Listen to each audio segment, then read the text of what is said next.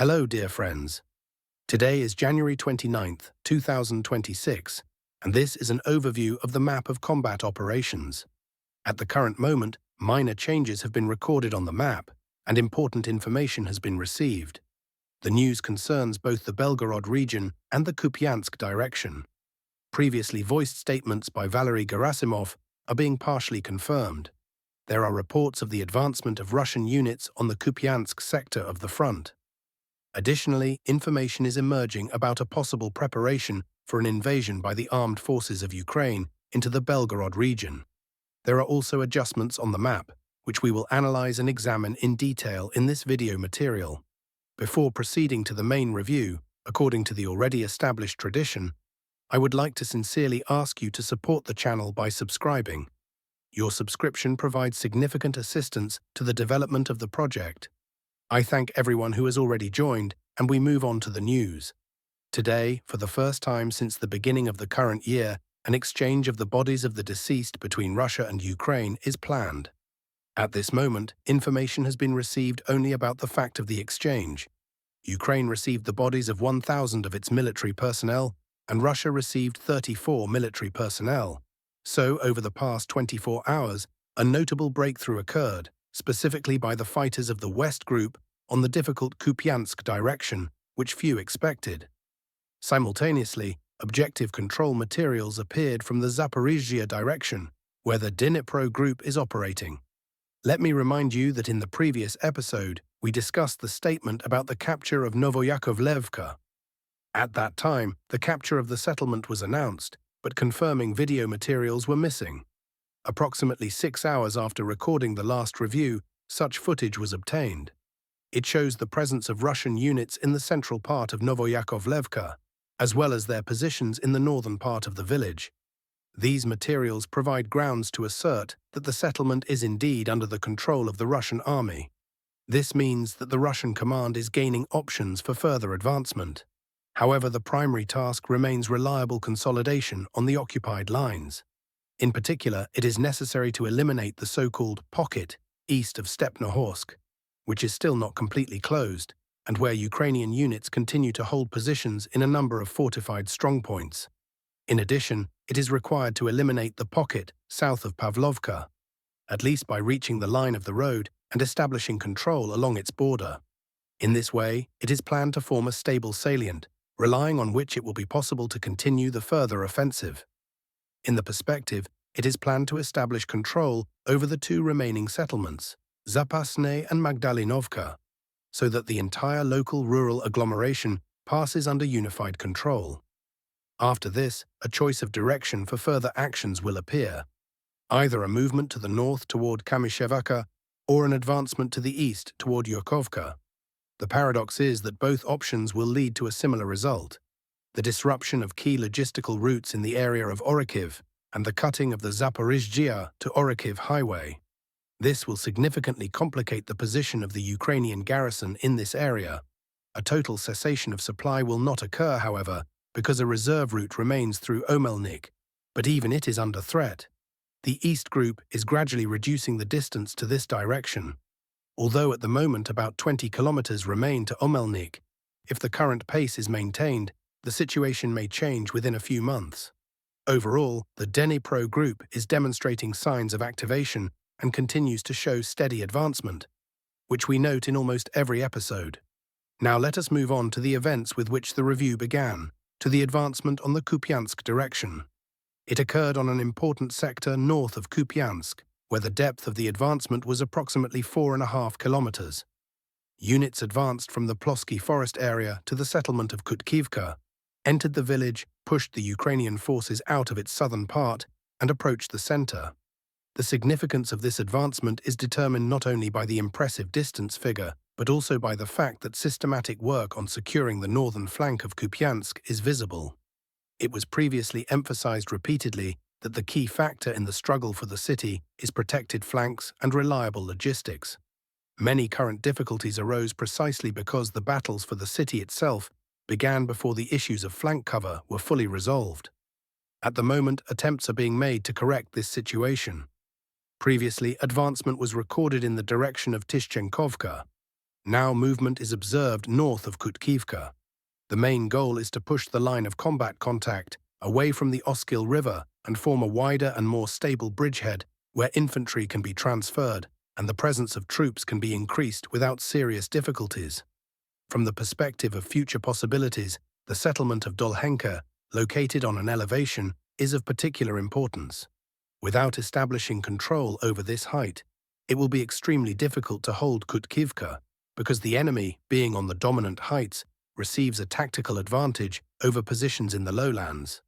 The sector remains extremely difficult due to the rugged terrain, ravines and hills with constant elevation changes. Nevertheless, attempts by the command of the West Group to build a reliable northern flank and thereby prepare conditions for the decisive stage of the battles for Kupiansk are noticeable. In the city itself, no significant changes have been recorded. Russian positions are maintained in the central part of the right bank. The north of the city remains under stable control, and approximately half of the left bank is also held. For almost 2 months, Ukrainian forces have been making attempts to regain lost positions, but so far without success. The battles continue. Next, let us consider the Dnipro direction. Reports of the same nature as before are coming from here. Russian troops are launching strikes on the positions of Ukrainian forces along the entire line of combat contact. Activity is noted in the area of Pokrovsk and the settlement of Fedorovskoye.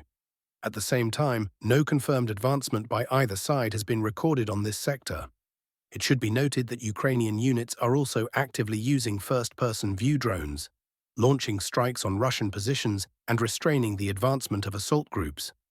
As a result, the front line remains without changes.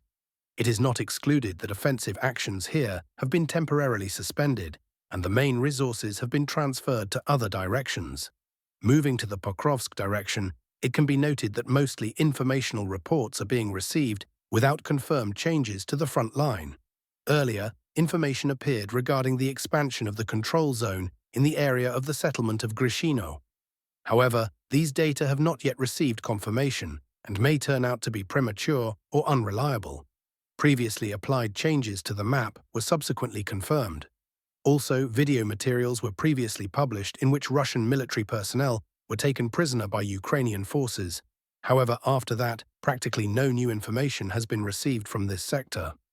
Based on previously obtained video evidence, the coloring on the map for Pokrovsk and Myrnohrad was carried out, despite the fact that the Ukrainian side does not officially recognize the loss of individual districts of these cities. Nevertheless, the presence of video materials testifies to the presence of Russian units in individual sectors of the line of contact. In this sector, the forward positions of the armed forces of the Russian Federation were previously located, and essentially the entire adjacent territory is under their control. Based on this, there cannot be a permanent presence of Ukrainian units in Pokrovsk. Theoretically, the penetration of individual sabotage and reconnaissance groups is possible. However, such sorties do not exert a significant influence on the general situation. The probability of the city returning to the full control of the Ukrainian side is assessed as extremely low.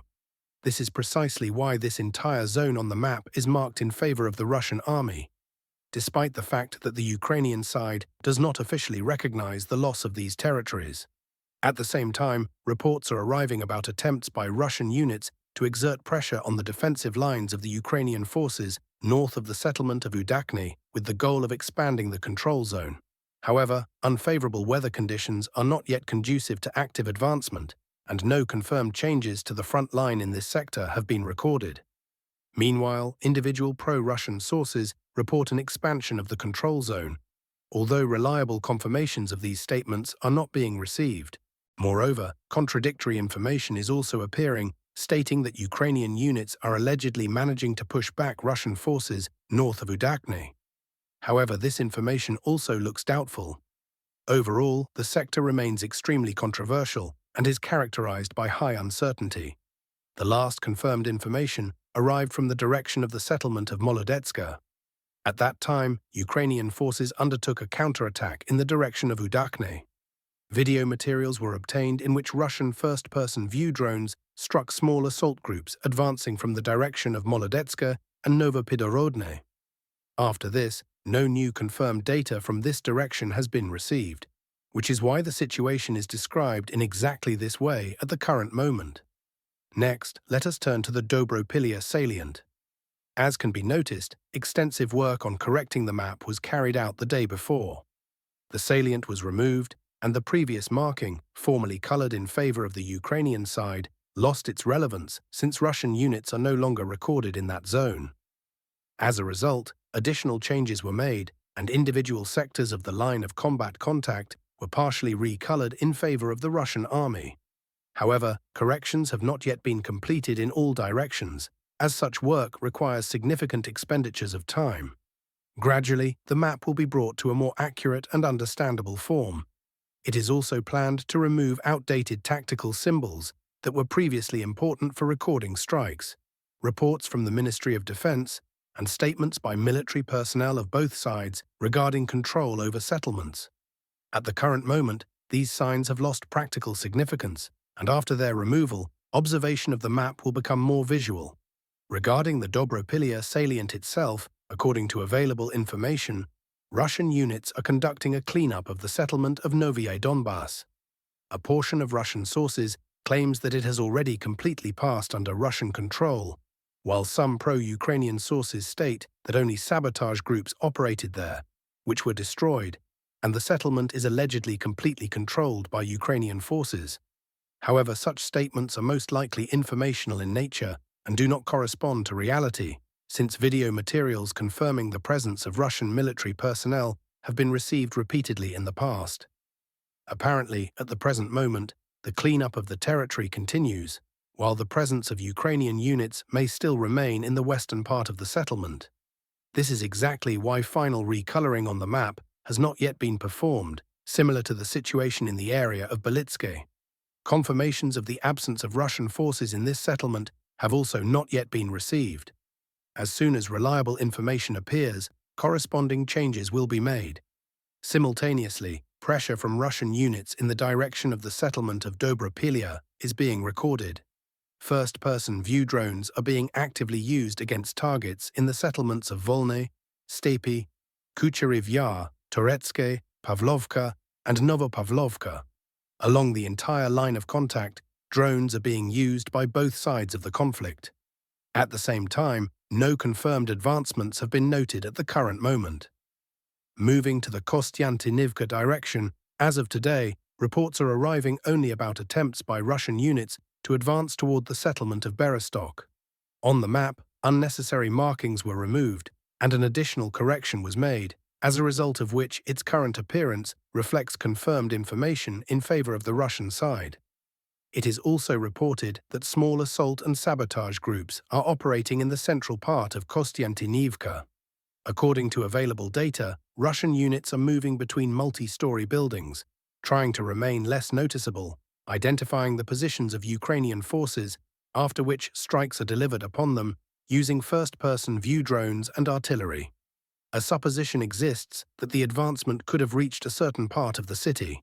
However, there are no official confirmations of this yet. Nevertheless, reports of the advancement of Russian forces arrive regularly. Active combat operations continue both in the central part of Konstantinovka and in the southern direction of the city. Next, let us examine the Sloviansk direction.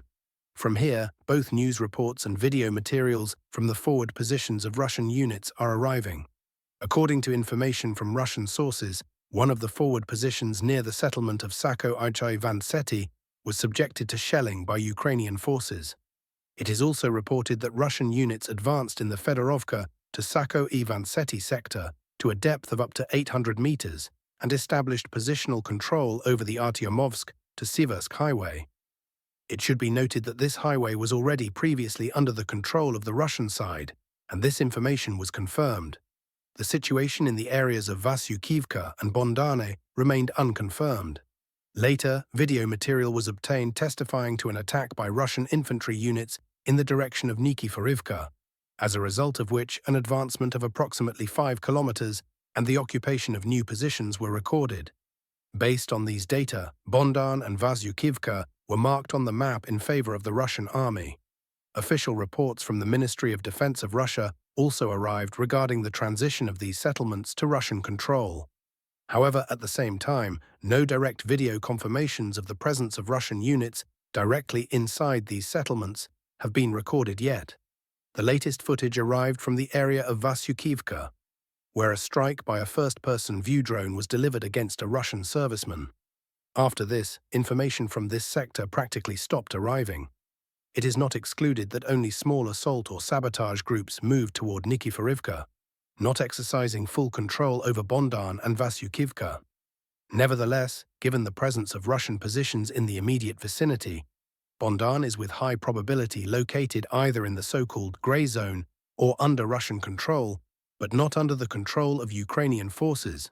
Reports are also arriving about the expansion of the control zone in the area of the settlement of Reznikovka. The map in this sector has not yet been finally corrected due to a large amount of contradictory information. In the near future, it is planned to bring it to a single contour. According to available data, Russian units are conducting a cleanup of the pocket between Reznikovka and Fedorovka, leveling the front line west of the settlement of Zvanivka. Earlier, reports of advancement in this direction had already appeared. However, they were exclusively informational in nature. Fortified areas of Ukrainian forces and lines of fortifications are present in the sector, upon which assault operations are presumably being conducted at this time. Moving to the Krasny-Lyman direction, reports are arriving about attempts by Russian units to expand the control zone in the area of Drobyshev and the settlement of Stavki, as well as about approaching Lyman and conducting assault operations in the areas of Sviatohirsk and Yarova. However, as of today, no confirmed changes to the front line have been recorded, and the incoming information generally repeats the reports of the previous day. With this, today's review concludes.